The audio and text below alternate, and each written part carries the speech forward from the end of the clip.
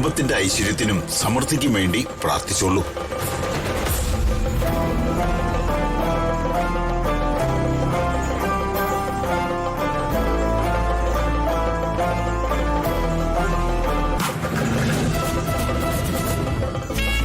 അച്ഛനമ്മമാരുടെയും വർമ്മസാറിന്റെയും അനുഗ്രഹം വാങ്ങിച്ചോളൂ.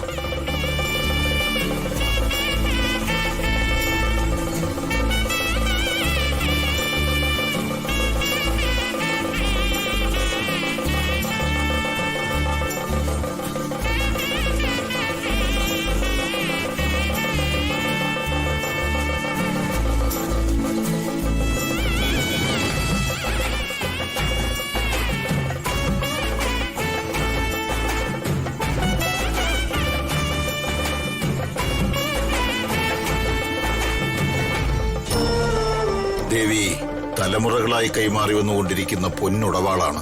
അവിടുന്ന് കുടികൊള്ളുന്ന കുടുംബമാണ്. കാക്കണം, കാവലാവണം, തുണ വേണം. അവിടുന്ന് കുടിയിരിക്കുന്ന കുടുംബത്തിലെ പുതിയ സേനാധിപതിക്ക് ഉടവാൾ കൈമാറുകയാണ്.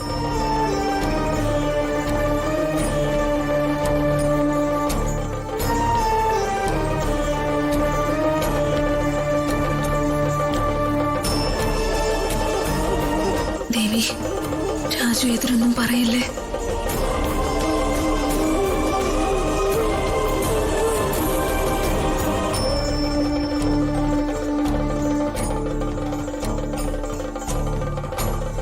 വർമ്മ സാറേ, ആർക്കെങ്കിലും എതിരഭിപ്രായമുണ്ടോ എന്ന് ചോദിച്ചോളൂ.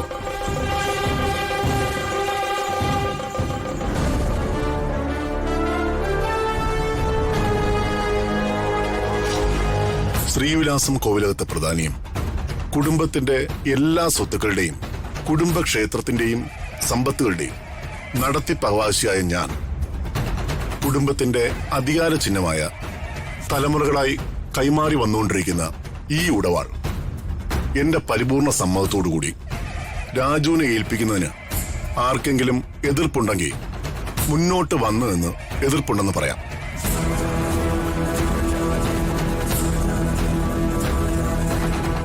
മേഡം, ഇങ്ങനെ മിണ്ടാകുന്ന എങ്ങനെയാ?